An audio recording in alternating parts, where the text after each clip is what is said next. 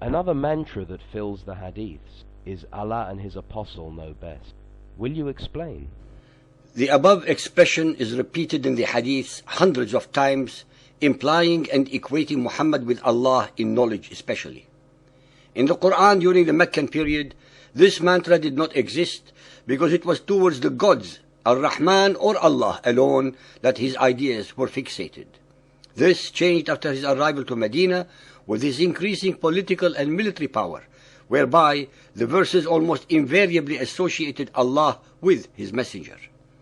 Muhammad's initial humility and humbleness were taken over by self-assertion and extreme arrogance, whereby he invariably linked his name to that of Allah, creating a subliminal twinning and an inseparable association in the minds of his impressionable, ignorant and gullible followers, as shown in only a few examples below. Sahih Muslim Hadith 6813, narrated by Abu Hurairah. We were in the company of Allah's Apostle and we heard a terrible sound. Thereupon Allah's Apostle said, "Do you know what sound is this?" We said, "Allah and His Apostle know best."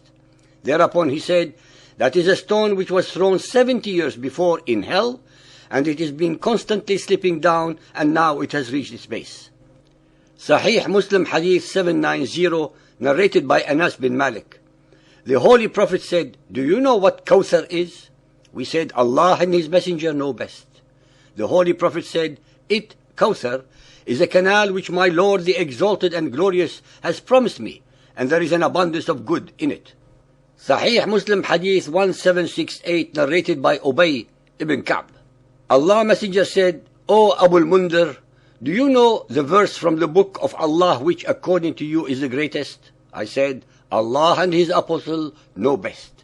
He again said, "Abu al-Mundhir, do you know the verse from the book of Allah which according to you is the greatest?" I said, "Allah, there is no God but He, the living, the eternal." Thereupon he struck me on my breast and said, "My knowledge be pleasant for you, O Abdul Mundhir." Al-Muwatta Hadith 13.4. The Messenger of Allah took the Subh prayer with us at Hudaybiyah after it had rained in the night. When he had finished, he went up to the people and said, "Do you know what your Lord has said?" They said, "Allah and His Messenger know best." Sahih al-Bukhari Hadith 7.850, narrated by Mu'ad bin Jabal. While I was riding behind the Prophet and between me and him there was only the back of the saddle, he said, "O Mu'ad." I replied, "Labbayka, O Allah's Apostle." He said, "Do you know what is Allah's right upon His slave?" I said, "Allah and His Apostle know best." He said, "Allah's right upon His slaves is that they should worship Him alone and not worship anything else besides Him." Then he proceeded for a while and then said, "O Mu'ad bin Jabal." I replied, "Labbayka, O Allah's Apostle." I said, "Do you know what is the right of the slaves upon Allah if they do that?" I replied, "Allah and His Apostle know best." He said, "The right of the slaves upon Allah is that He will not punish them if they do that." Sahih al-Bukhari Hadith 9.520, narrated by Abu Dahr. I entered the mosque while Allah's Apostle was sitting there. When the sun had set, the Prophet said, "O Abu Dahr, do you know where this sun goes?" I said, "Allah and His Apostle know best." He said, "It goes and asks permission to prostrate, and it is allowed, as if being ordered to return whence it came, then it will rise from the west." Al-Tirmidhi Hadith 259, narrated by Anas bin Malik. Allah Messenger said, "Do you know who is most generous?" They said, "Allah and His Messenger know best." Whereupon he said, "Allah is the most generous. Then I am most generous to mankind.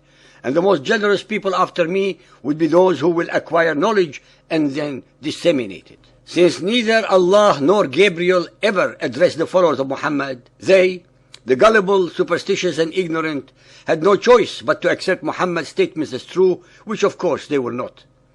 The proofs that Muhammad was deceiving and betraying the trust of his followers are obvious from the very fact that his statements are totally self-serving and bereft of any logic, facts or knowledge. Muhammad is equal to Allah since Muhammad knows what Allah knows.